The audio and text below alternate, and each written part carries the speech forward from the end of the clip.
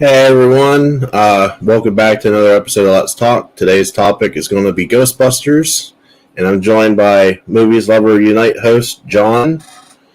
Hey John, how are you? And right away, just to get it out of the way, we're powered by Poddex, as I'm sure everybody's aware by now. For about a month now, we've been sponsored by Poddex, and if you want to help if you want to help support the channel, excuse me, just go to the link that's in the crawl below and use the redeem code of NERD21 to get 10% off any physical merchandise on your first order. That's a really super simple way to help us out here on the channel. And also another way it's really super and simple to help us out. And unfortunately, as I'm doing these right now, I'm going to have to do the question answer sessions as I get them in the next recordings. But I restarted my Streamlabs account. So if you go to hotelnerd.live, you can type in any questions or comments about today's episode, and you can just send in a comment or a question, and I will acknowledge it in the next recording or the next live taping, whichever one happens to come next. So, and with that, also, I wanted to make one more acknowledgement that we are making progress on the podcast front. I went and checked the numbers today, and we almost did a 70 count jump on audio, which I'm super impressed by. I was not expecting that. And we're still holding steady on YouTube at 58 subscribers and still holding steady at 178 hours watched. So we need to be boosting them numbers, because as those numbers get and we meet the YouTube goals, then we can start doing some monetizations through YouTube as well. So everything we're doing is trying to help build cash flow to make this channel better. So, but with the business out of the way, let's talk about Ghostbusters. We've been trying to do this since October. Right. It's good now that I actually have a little bit of a break to where I can do this, so I appreciate being on. Yeah, and greatly appreciate you being patient with me and my work schedule as well. If you're free, I'm not, and vice versa. So, we talked about it. We're going to go chronologically. So let's just dive right into it. Do we want to start with our favorite moments from the first one? Yeah, we can go in for our favorite moments for the first one. And not only that, but with Ghostbusters as well. I remember as a kid, I had all the action figures and things like that. I don't know if you had the action figures or not, Chris, but I had I didn't. I actually had all the action figures. I had the firehouse. I had the hearse. I had all the Ghostbusters stuff. I even had the Halloween costume. I was decked out with Ghostbusters stuff, even Ghostbusters comforters. I was obsessed with Ghostbusters, and still am. But as far as my favorite scenes go, I'm gonna have to go with the opening scene in the library. Whenever they're all there and they see the ghost, and then they're all saying "Garrett," and then the ghost just goes on here and leaps out at them, which is one of my favorite scenes in the library, because it's really spooky. It's really spooky down there, which is something that I really like for the opening scene. I also like the other thing with Dr. Venkman when he's trying to pick up on this girl, and he's giving the boyfriend electric shock therapy so he can sleep with her, sleep with the girlfriend. So I thought that was actually pretty funny. And then also too, yes, it's true what you heard. This man is a dick. Then, of course, you can't go wrong with Rick Moranis being in this movie. Very true. Where he keeps locking himself out of his apartment, trying to get with Diane. He has no chance of getting with Diane at all.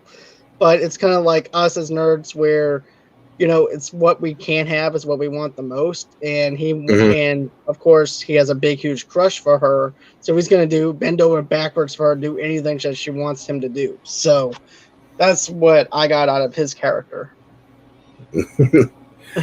Yeah, I have to say my favorite moment has to be the Getter moment as well, especially when he goes, "Shh, do you smell something?" Like, it's like, even as a kid, I'm like, wait, the fuck?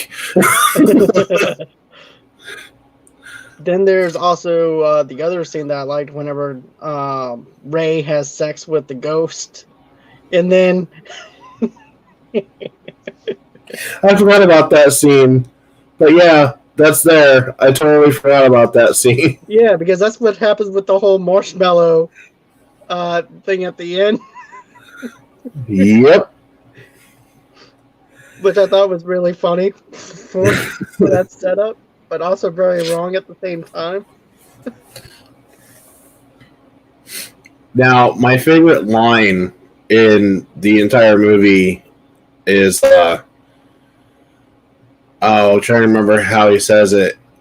Call it fate, call it karma. When they're talking about launching the Ghostbusters Incorporated. Yep. Like that line, just the way he delivers it, because he has like a melody to his voice, and I think only Bill Murray could have done that.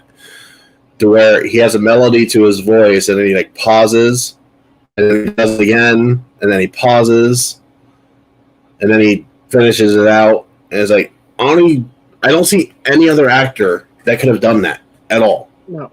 Like I can't think of one actor that could have pulled that line off like that.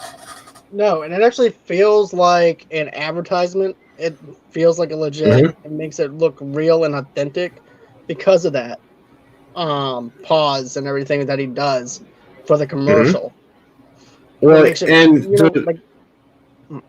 and to your point there, the new Ghostbusters Afterlife, that line is in the Ghostbusters Afterlife. I'll be honest, I wasn't really on board with Ghostbusters Afterlife watching the trailer, and then I heard that line. It's like, no, they're seriously doing this? And then the way that they used it is like, okay, let's go. I'm in. Right. Let's put the proton packs on. Let's fucking go. Exactly, because it's all about the delivery of the line and if it's actually believable or not. Because sometimes they can have the line in there and it's very forced. But it's another thing to actually do it perfectly, like Bill Murray would do it.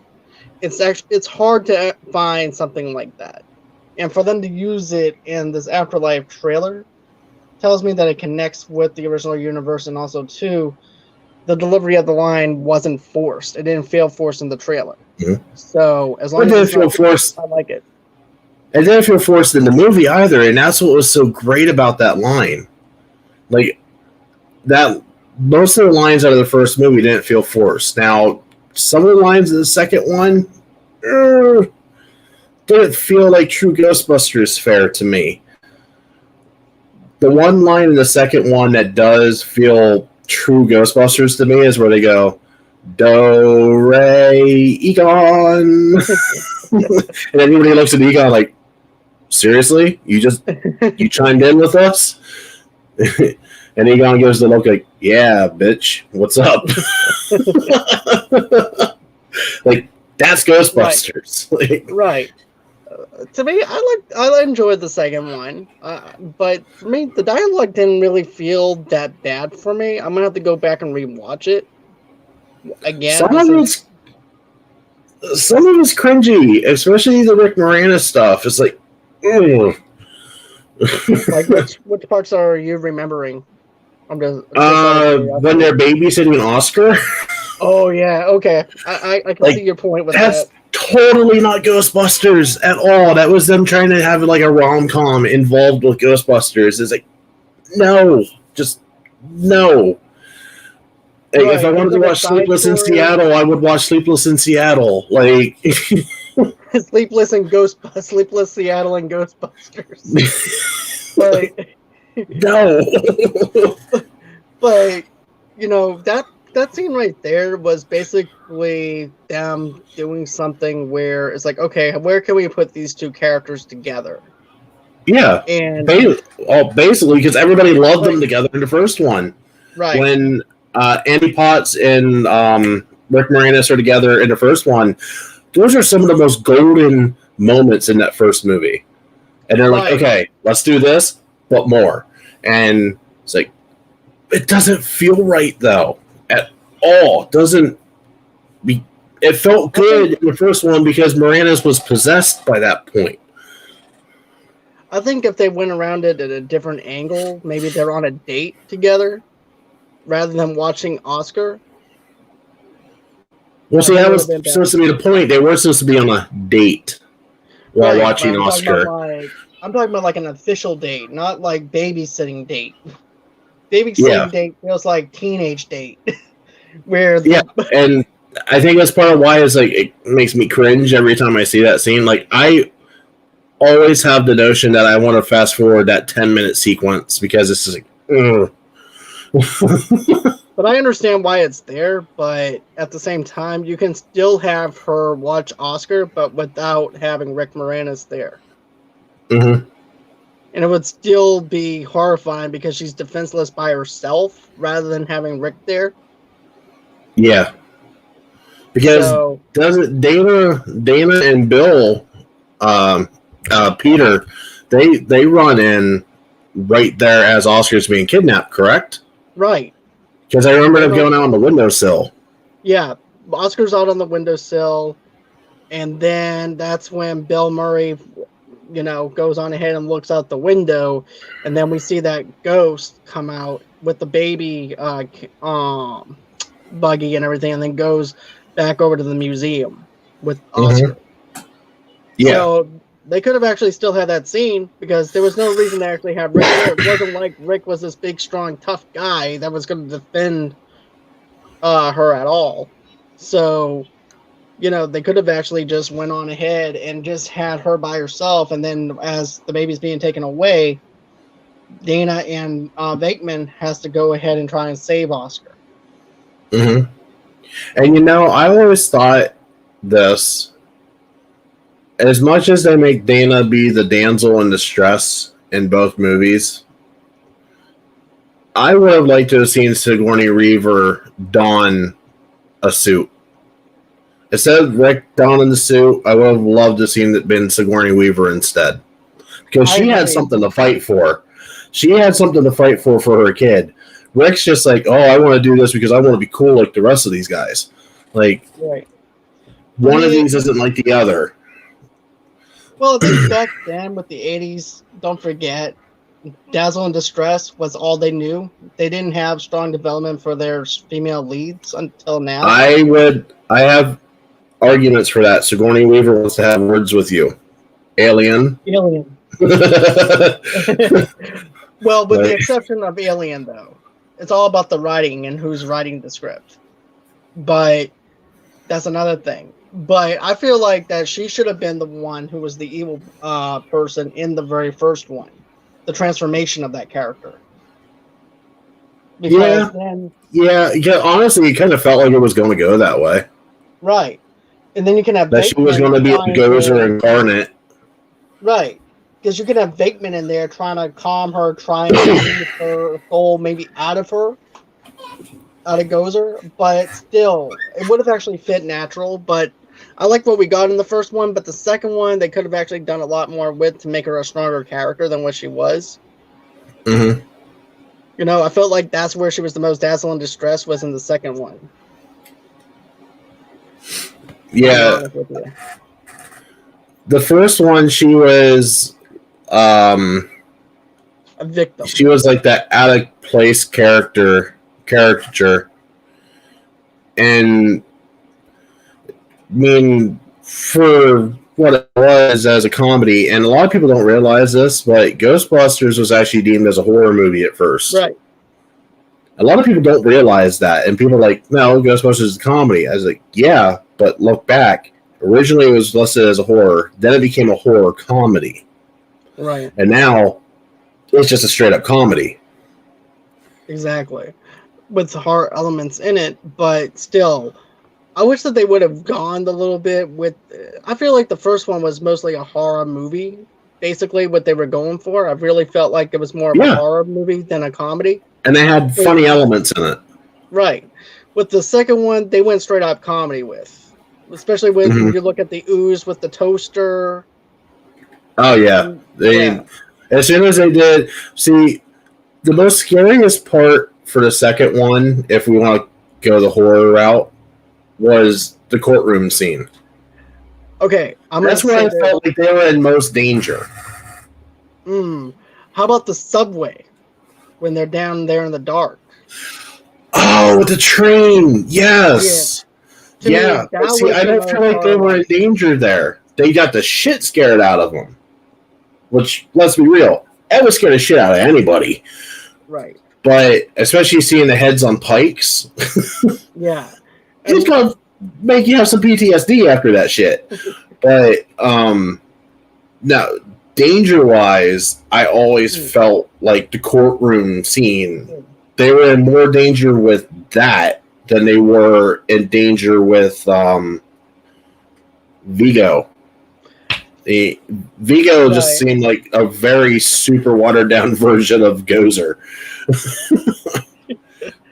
Well, you just have a painting that comes alive. Yeah. And that's it. To me, if you want to go the horror route, you can use like ex-cons that died, like they did with the courtroom scene. Oh yeah, absolutely. Because that scene alone, when they want to do it, but they're not allowed to do it because if they do, then they're breaking law. And they're like, okay, so here's your choices. You're either going to get yanked out too, or you're going to let us strap our packs on and we're going to kick some ass. Pick your poison. And then he's finally like, fine, go, just do it. Court's adjourned. Do whatever the hell you need to do. And then they go and they strap up, and I still feel like they're in danger there, though, even with the packs on. Granted, they know what the hell they're doing, but I still feel like there's that little sense of danger because you don't see where they're at initially until they start throwing the chairs, which, honestly, I thought that was a pretty cool sequence, by the way. It was a good poltergeist feel to it, to be honest. Oh, yeah. And stuff like that. I did get a poltergeist kind of feel for that part alone inside the courtroom. But yeah, one room scenario where you don't know where the ghost is coming up at you or anything like that, and you're trapped in a one room scenario, that's actually horrifying.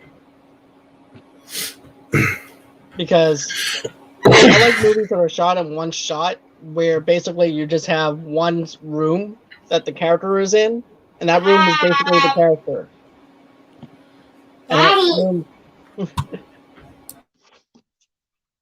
Give me a minute here. It's okay. But basically, that room becomes. You can keep talking. Just bear with me a minute. Okay. But basically, that room becomes the character inside the courtroom. I really thought the courtroom scene was really good for what they did with the second film and things like that. But for me, I want to say that also too, the subway scene alone is scary as hell because think of it like this: you're walking on abandoned tracks, and you're not being. And then you hear the train, right? And you're like, and it was portrayed really well because you hear Ray go, "You guys hear that?" And then Egon's listening. He's like, that's got to be above us, or it's got to be beside us, because this hasn't been used in over 100 years since the big crash that shut this train rail down. And they're like, okay. So they keep walking, and then it gets closer, and then you kind of sort of feel it, like in the audio. It's like the chugga chugga chugga chugga chugga. It's getting louder at that point. It's getting louder, and it's like, okay, so obviously we as the viewer know shit's going to go down. Exactly. And then you have Winston, that they're focusing on Winston, and of course, because they focus on Winston, you know some really whacked out shit's going to happen because, I mean, let's be real here. When they focus on Winston, some really whacked out shit always happens. Everything happens to Winston every single time. Always! Always! Actually, you can't say always because Winston was not the one that got possessed. But no. Then Winston turns around and he's like, guys. And then he turns around again and there's like this whole row of pikes. And it's like, what the fuck? But Like, I want to see an R-rated Ghostbusters film. Can I just say that right now? I want to see a dark, gritty, R-rated Ghostbusters film. Directed by James Wan. Absolutely. I would be there in a heartbeat. But yeah, I would like to actually see that too, to be honest with you. Something fresh for a change. Do you want to focus on the trailer with Afterlife a little bit, or do you want to just talk about the first two films still? We can touch on Afterlife. I mean, we kind of already have a little bit. I love the fact that they're playing homage to Egon. Can I just say that straight up off the bat? Because I still remember where I was when I found out that Harold had passed away. I was at a hospital at a doctor's appointment for my son, and it took everything I had for the Ghostbusters fan in me not to just break down, knowing that we lost Egon. Because I didn't know he was sick. Did anybody else know he was sick? Because as far as I know, nobody knew. It's kind of like the Chadwick Boseman of the MCU. Nobody knew he was sick. You look at him in Black Panther, Infinity War, Endgame, 21 Bridges.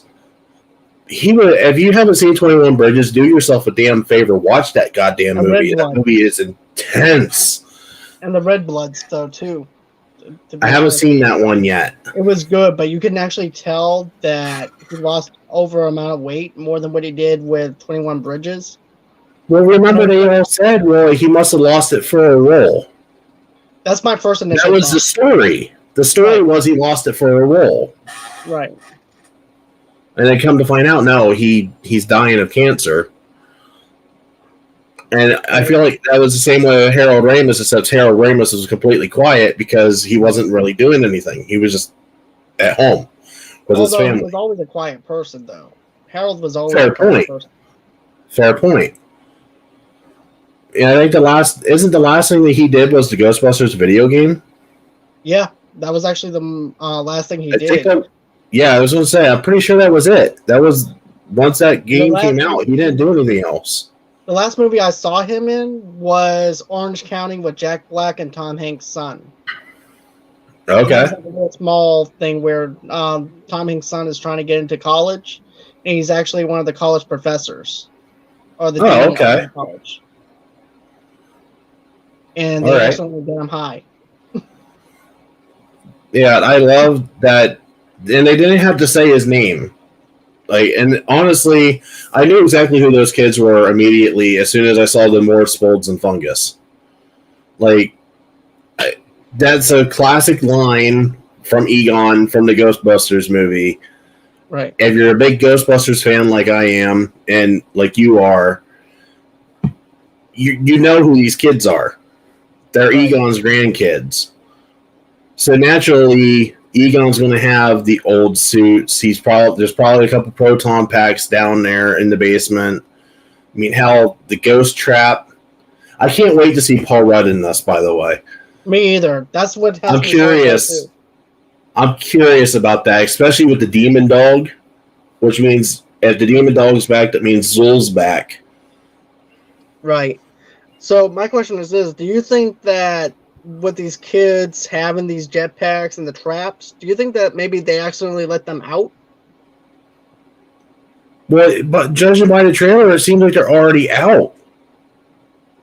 But you know, because how kids are, if you watch when they're at the coal mine, when they're at Shandor's mine, which anybody didn't catch that, we watched the trailer. Shandor is referenced on the sign to the mine that they go to. That's right. So Igor Shandor, I think is what his first name was, he's going to play big in this movie, which means that it's going to tie directly into 1, 2, and the game. Because the game even makes it a point to make him a big point. You see, I think he's actually isn't he the main? I think he's the main villain in the game. Shandor is the main villain. Like, you have to kick his ass. Oh shit! In the ghost dimension, pretty sure. Okay. I don't know. I have to replay that game. I might actually do a gameplay on that on Twitch here for Hotel Nerd. So I don't know. Just talking about it, I kind of got a feeling that I want to do that now. But no, honestly though, I saw that name on the sign, and it's like, as soon as I saw that, my cousin was sitting beside me, and I was like, dude, Shandor's in this. He goes, who? Wait, what? Shandor from the original game, the one that built the fucking building that Gozer was on. He's like, I don't remember that. I said, you don't remember them talking about that in church? Or not in the church, in the jail cell? And right. That's where Murray goes and says, everybody getting this? Like, right. They're talking about Shandor right there. It's like, oh, got it now. I like how it links back to that though. So it's connected. Yeah. And it also keeps everything fresh though too on a bow, on like a birthday gift to us, because it actually feels like it's new and fresh, and also keeping some of the continuity that we learned from the first two films. And you think about it, it makes sense that Shandor had a mine. Right. He had to get that material to build that building somewhere. Exactly. He had to get the building to build the island in the game somewhere. Like, so, I mean, if you can't tell, once I wasn't invested in the trailer the first time I watched it until I heard Bill Murray's voice make that classic line. And then I rewatched it. And then I was like, I got that. I got that. I got that. I got that. It was like, okay, now I'm really, really, really, really, really ready to go. And then they pushed it back not once, not twice, but 3 times. It's like, okay, come on, you bastards. Just give me the fucking movie. Right. But, you know, I'm glad that they're doing the homage to it, the lineage to it, because of the fact that with the other one that we got with Melissa McCarthy, it was just cameos here, cameos there, cameos everywhere. Mm-hmm. And it didn't need to be like that. You could still have the cameos in there and keep it fresh. Well, and the problem with the 2016 version, and I catch a bunch of shit for this every time I bring this up, I hated that movie. And not for the reason that people think. I didn't hate it for the fact that it was an all-female cast. Same. I'm fine with it. I'm fine with it being all-female cast. Go for it. That said, honestly, that cast sucked ass. Just my personal opinion. To me, the girl that the only good one was the one that was playing the Egon character, and I can't even think what the hell her name is. She does a good job. I forgot her name, but I've seen her in the rest of them are trash in that movie. Even Chris Hemsworth is trash in that movie. And that's terrible because I love Chris Hemsworth as an actor. And it kind of is a black mark on his record for me now. But it could have been all-female cast, I would have been fine with it. People think immediately, because I hate that movie, I hate it because of all-female cast. And that's not the case. Storyline was terrible. The trailers made you think that it was going to be a direct connection to Ghostbusters 2. Yep. And it's not. Not even close. It was his own story. It didn't even know what it wanted to be. And then it was an alternate universe that it's like, what do we do now? Like, and to be honest with you, there was certain aspects I liked about it, but they could have done so much more with it. I wish that they would have actually traveled outside of New York and went to like China or something with the Great Wall, or do something different. You want to know the one aesthetic that I actually loved about this movie? And I said that this should have been done in Ghostbusters 2. The sidearms. The sidearm laser guns. Fucking loved them. Me too. That sequence is amazing. And again, it's the Egon character that has them. And she just wrecking fucking shop there at Times Square. And it's like, and that's the shit that Egon would have developed. And and I can see that would have been Egon's badass moment, because everybody else has got a badass moment through the first 2 movies, whether you agree with that or not. they all have their intertwined badass moments. And they're not always fighting ghosts when they do them. But they all do have their moments. Egon's really the only one that doesn't have a badass moment.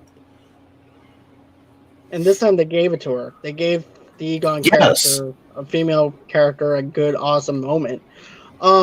This other trailer and everything with the Gatling gun outside of the hearse, it feels like our cartoon, the cartoon of Ghostbusters. It feels like it's come to life. And yes, because that was a big thing in the cartoon was the side chair swinging out. I was geeking out over that. That was my favorite moment of the trailer and everything, because I'm like, okay, I'm sold on Paul Rudd. And all the Easter eggs and everything I was sold on.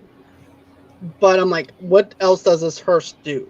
Then all of a sudden, the Gatling gun comes out and everything. It's got a gunner seat? That was my favorite thing. That thing, because I felt like I was 6 years old again on my couch watching Ghostbusters. Well, does anybody else notice that in that scene, the kid that says it has a gunner seat is the youngest kid driving the goddamn car? Yeah. Like, anybody else got a problem with this? I mean, granted, having a nuclear proton pack on your back, driving a car. I think driving a car would be safer. But still, it's going to be a fun movie. I'm sold on Paul Rudd. I'm interested to see what his character does. Paul Rudd's Paul Rudd. Can he do any wrong? No. And then, I don't have complaints about Paul Rudd. I mean, I'm not an Ant-Man fan, but Paul Rudd made Ant-Man enjoyable. He did. And, I really have to say, I'm excited about this new Ghostbusters movie. I feel like a kid again. I can't wait to see it. Going back to the very first Ghostbusters movie and everything, too. I like also the scene where Dina is sitting in the chair, and then all of a sudden you see the claws come out of the chair that she's sitting in, and then she just slides right into the doorway. It's like, okay, what the hell happened? All right, well, two things I want to point out real quick. First one is in the trailer for the new movie. Did you catch the Easter egg with the stacking books? Was that a callback to the library? Yes. Okay, that's what I thought. Yes, that is right before he goes, remember that summer when we died underneath the table? Yeah. That was at that moment. Like, so I caught that right away. And then back to that chair scene that you were just talking about. Do you ever notice that when the hand comes up and like grabs at her chest, it's actually groping her? I didn't even notice that. Once you see it, you'll never unsee it. Because I always thought it went here. One of the actors caught a feel. I thought it went from here for a minute, and then it goes to her face. But I thought it was just like a quick thing. It went from here to here. Oh, no. No. Once you see it, you'll never unsee it. I could see that, though. I could see the person in that chair like, okay, I actually have a moment to do something freaky. Yep. Because I've seen her in Alien, so let's see what happens if I do this. Yep. But yeah, you happened to mention that chair scene, that moment popped in my head. I have to say, probably there's two iconic moments from the first movie that I can think of. Is where it's like, choose your destructor, and Bill's like, no, nobody choose. And then Ray, being the idiot that he is, just pops in there. Like that sequence right there, the pops in there moment is like that. I like that, because then once they see Stay Puft walking through the street, and then everybody's like, I need to go back to the firehouse and change my pants. I thought it was perfect. And then the bit where Gozer says, "Are you a god?" That whole sequence there. Then Right. also When too, somebody asks you if you're a god, you say yes. then I also like the other thing though too when they're first getting started and they have to go to that banquet dinner. Oh, when they destroy the banquet hall. Right. Especially when they're flipping the tables and you see the pencil dick person on the other side of the door is like, what? What? And then I like how Bill Murray builds them for everything that they destroy.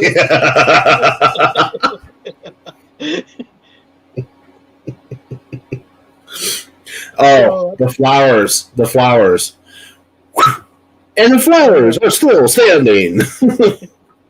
Come to find out, I watched the Netflix special. I can't remember what it's called. The movies that made us, or yeah, something like that. That scene was impromptu. Bill just did that to see if he could do it. That was not planned. Bill just did it, and it just happened to work. So they went like, and we keep it. We keep it. Like,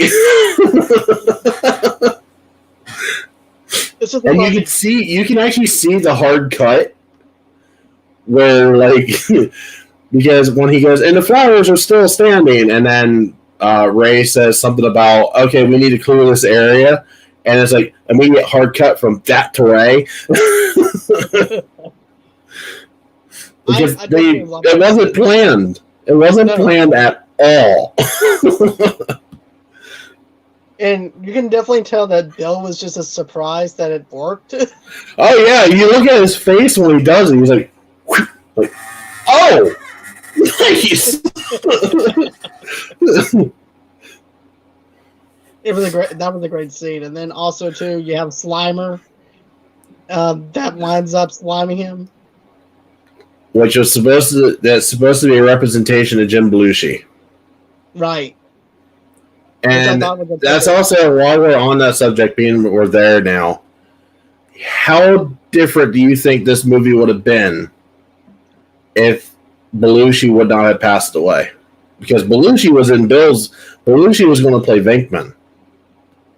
I could definitely see Belushi being in it than anything, and having Dan Aykroyd there with him. Do you think it would have resonated as well? I would think so, but it wouldn't have that chemistry that we would actually have now, that we love and know. But it's all about the delivery of the lines and stuff like that too. If those lines were delivered in that same way in the same context, because it's actually hard to know, especially when someone had died.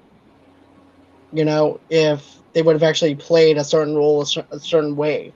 Because a character, whenever someone's acting, has a different mindset on what the character should sound like, and also what the character should act like.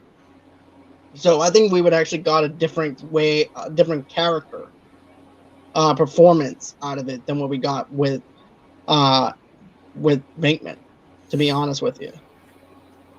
Do you think that they would have kept Venkman as trying to woo over Dana?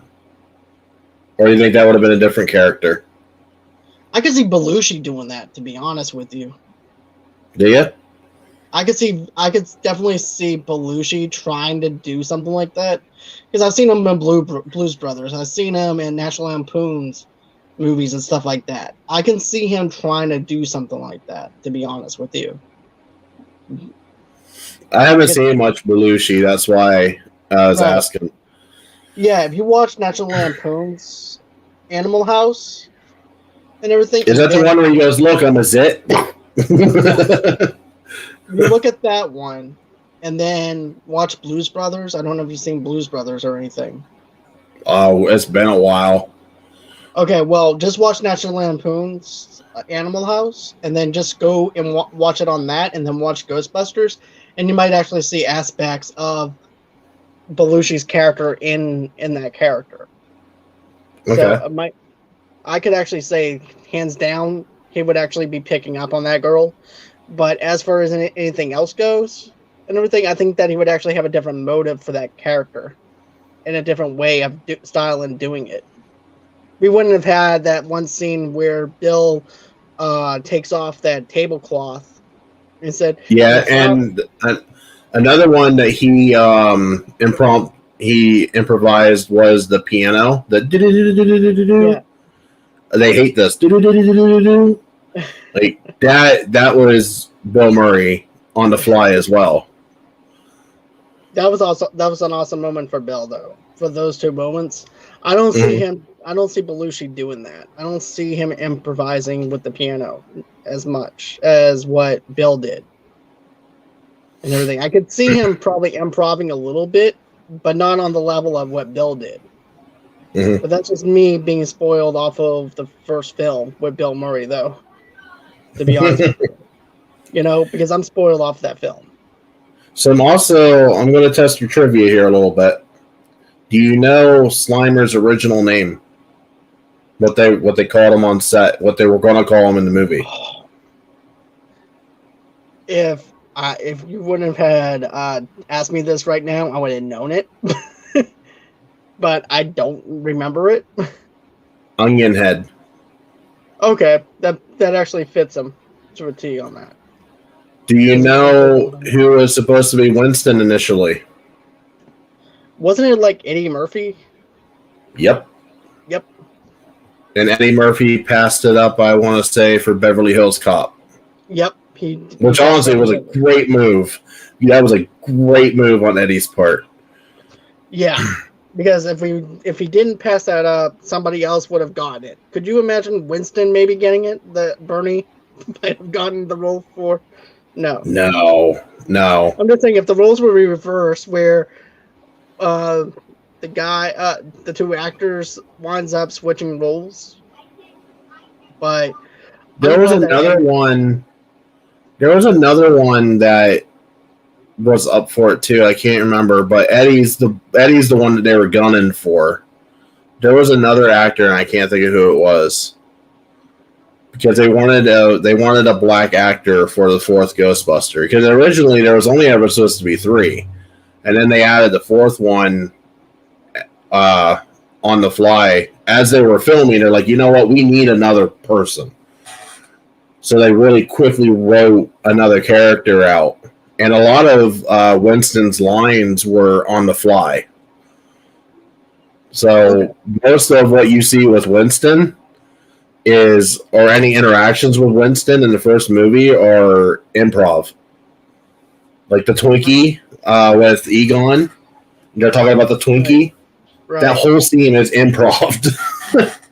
Which is actually perfect for the movie, though, when you're actually thinking about it. Whenever he's talking about the building and the way that everything Gozer set up, everything is like a giant Twinkie, was perfect.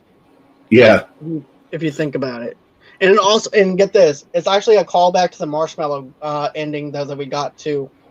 Yep. If you think about it. But yeah, most of I think they said it was like 80% of Winston's lines and 80% of any interactions that they had with Winston were improv. Okay. So, which is a nice little piece of trivia. So when you go back and watch it, you realize that they kind of really didn't know what the fuck they were doing at this point. And it was a really quick turnover to get this movie out, too. They literally had just finished editing the shit out of this movie about 4 hours before the premiere. Yeah, I remember. They literally ran the film into the theater and put it on the reel with 5 minutes to go. Could you imagine the guy in the editing room? Especially there was no such thing as digital or anything like that. It's like, come on, dude. Come on, hurry up. Hold on, I gotta put this little slice in here on the reel. Yeah, you said it about 3 hours ago. We only have 5 minutes to do this. What? And he's like, here, let me help you. It'll be like and there's another film that had the same issues. There's actually 2 more films that I can think of that had the same issues. One was Die Hard. Yep. And the other one was Days of Thunder. I forgot about Days of Thunder, but I remember Die Yeah. Hard. Days of Thunder was rattled with just a shit ton of bad luck there towards post production.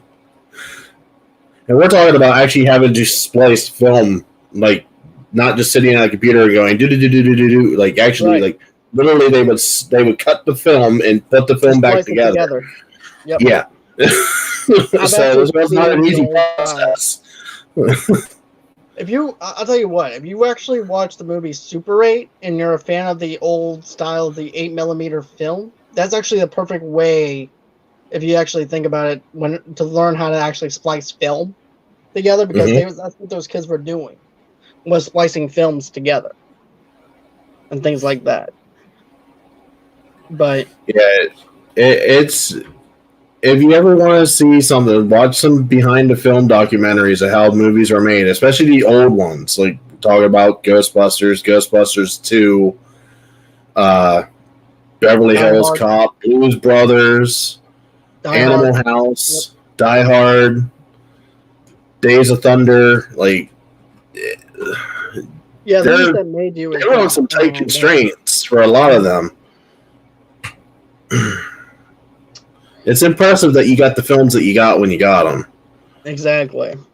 But it's also shows you, and this is actually the directors on how they actually quote it, the movie gods, and the way things are perceived. And sometimes it works in their favor. Yeah. And everything. It's like they roll the nat 10, and it just works out perfectly for them. Oh, yeah. I mean, Ghostbusters is a perfect example of that. I mean, they could have easily had, we're talking about just the editing part of it. Their funding was terrible. Not only were they shooting the movie, but they shot the movie not once, but they shot it twice. Because one was with them calling them Ghostbusters, and the other, what the crowd saying Ghostbusters all the time. And the other one was, I can't remember, Ghost Breakers or something like that. It was really lame ass name. Was it Earthquake? No. Well, a lot of it was during the earthquake scene when you had the crowd going, Ghostbusters, Ghostbusters, yeah, Ghostbusters. Okay, like, that's what a lot of it was. And they tried to get the crowd to yell something like Ghost Breakers or something instead of Ghostbusters. And the crowd's like, you know what? Fuck you. It's Ghostbusters. And the reason why this was an issue is because there was an animated show that was done back in the 70s called Ghostbusters. And so there was a whole bit with the rights and trying to buy the rights. And then the company that ended up owning the animated series Ghostbusters ended up buying out the movie studio that was originally going to put out the Ghostbusters movie.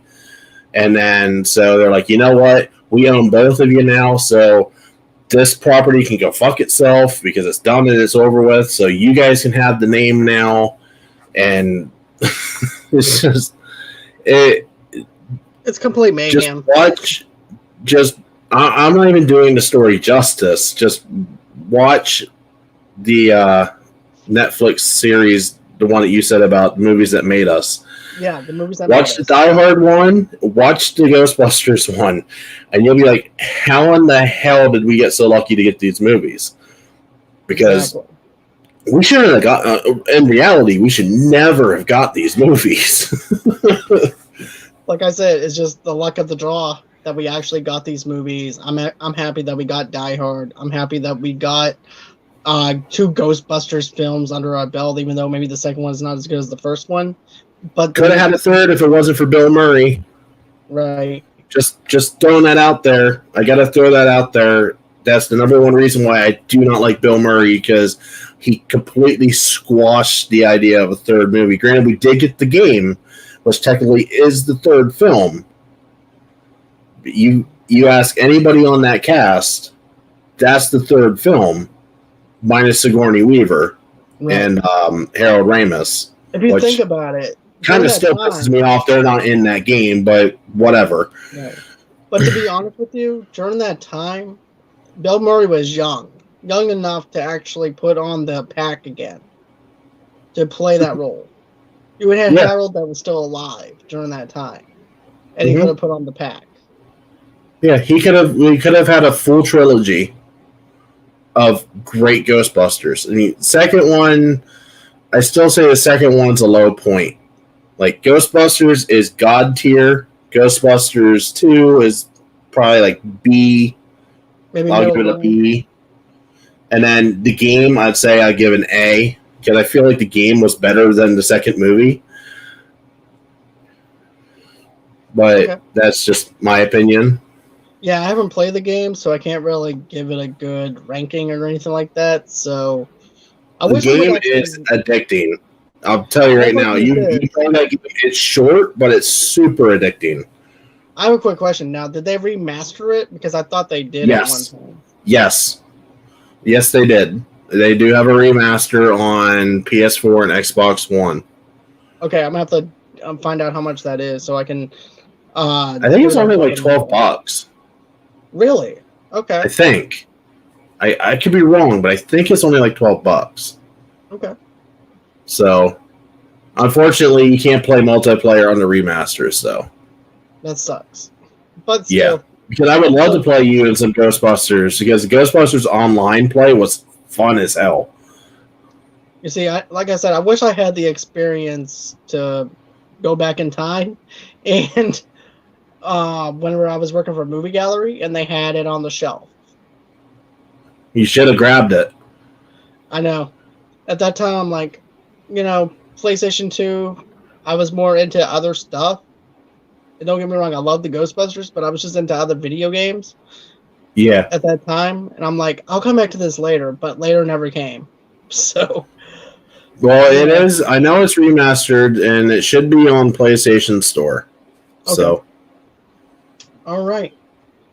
So. But only other thing I wanted to mention is I love the fact that we didn't get to see Annie Potts, we didn't get to see Bill Murray, Dan Aykroyd, or Ernie Hudson in the trailer for Afterlife.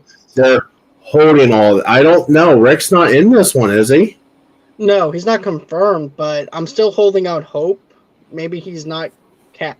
And Sigourney Weaver. Sigourney Weaver wasn't focused in on this one either. They didn't show anybody from the original cast, which has a lot of people like, oh, they're probably only going to make like a 5-minute cameo appearance. I see them actually being more influential than what you might think. I'm thinking that the kids are going to have the packs on, and once it comes down to the grind of it, when they're gonna put the packs on, think they're cool as shit, gonna get their asses kicked, and then they're going to reach out to somebody like Dan Aykroyd's character, or they're gonna reach out to Ray, and they're gonna be like, "Hey, what if it's like this? This is what's going on. Can you help us?" And then everybody's going to show up and be like, "Okay, so this is what you did.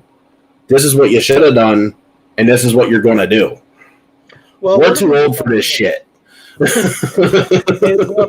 But what if they did it like this? What if they notice on the news that there's a bunch of ghosts running around and these kids are in that hearse and recognizes the fact that it's... And they recognize it as Ecto-1? Yeah. And they're like, okay. Yeah, I can see that. And then there's these kids with the proton packs and like, what the hell are these kids doing? So they have to be like, look, they're destroying the town, like... Right. And you know what, though? I could actually say, okay, kids, you handled it up to this point. Now let the big guys play. Or maybe they team up together. True. But I'm excited. Oh, yeah. Afterlife needs to get here. I mean, even if we, at this point, put it on HBO Max, whatever. I was hoping to see Greenland in theaters, and I watched Greenland on a smaller screen. On Vudu. Right. And you know what? I loved it. I loved Greenland. And if I got a chance to see it in theaters, I definitely would. Right. But it is what it is in this day and age.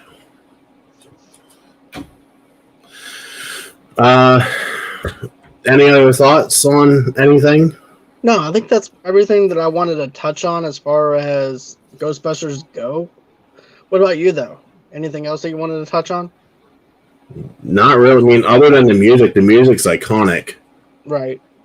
Of You can course. play that music for anybody at any place, and people are going to be like, I know that. It's basically what the Avengers and Star Wars are, or Star Trek. It's in that tier of music. And I wish that movies nowadays would go back to the old school way of doing music, because I can just sit here and think about scenes like him twirling in the park there with the pigeons. I can hear that music in my head while I'm talking about that. Same. Or going to the library at the beginning.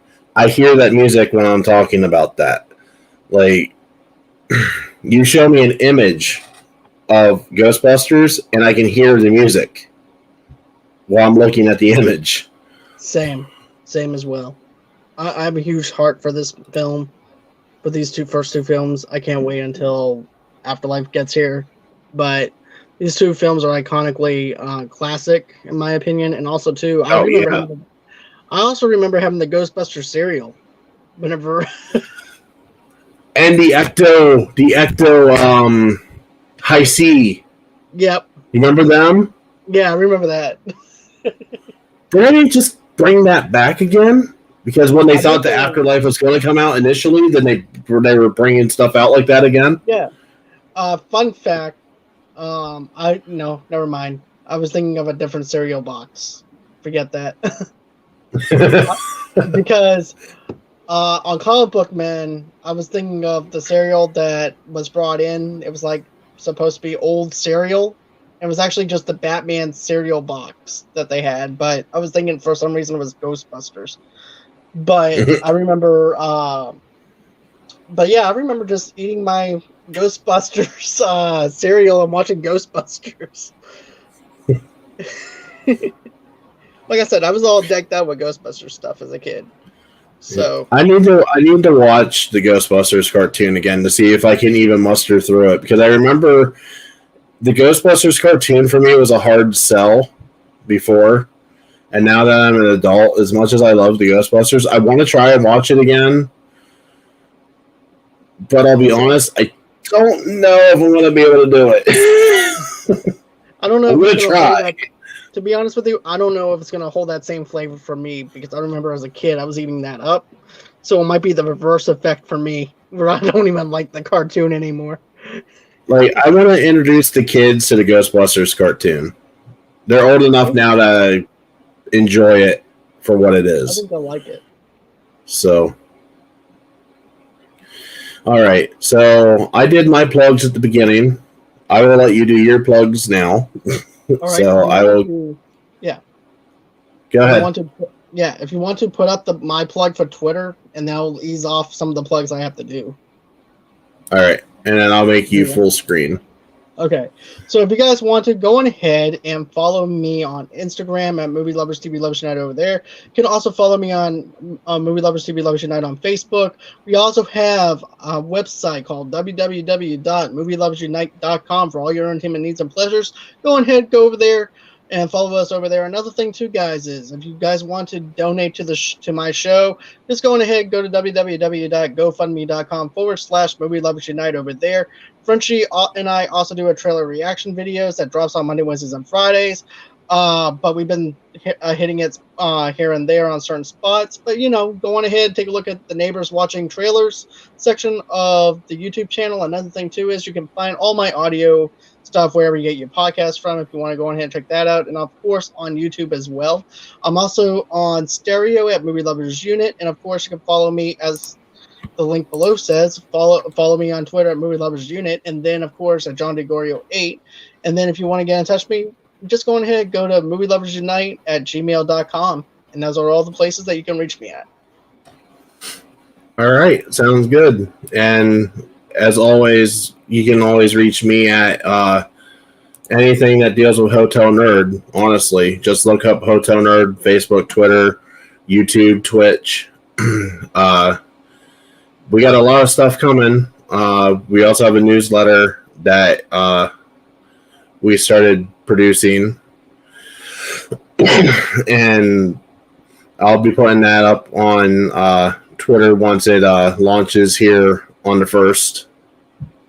But with that, I hope you guys enjoyed our talk on Ghostbusters. If we missed anything, please let us know. Comment below, and we'll respond to you.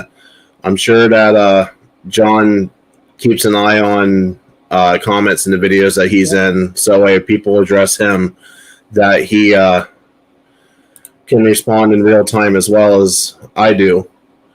Yep. So, but yeah, if we missed anything, or you think that we messed anything up, I mean, let's be real here. They're old movies, and I mean, I don't know how long it's been since you've seen them. I just recently seen the first one myself because I make it like a Halloween tradition for me to watch the first one. That's always on my list. I saw it maybe 2 years ago, maybe 3, the most. So, I mean, our memories might be a little sketch. Right. But overall, still a fun movie. Oh, yeah. Always. And if we messed up, tell us. And if you agree with our opinions and our thoughts, let us know. And don't forget to like and subscribe to the channel.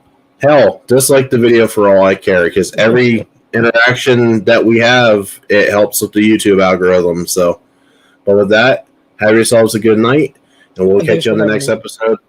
Yeah, absolutely, John. And we'll catch you on the next episode of Let's Talk.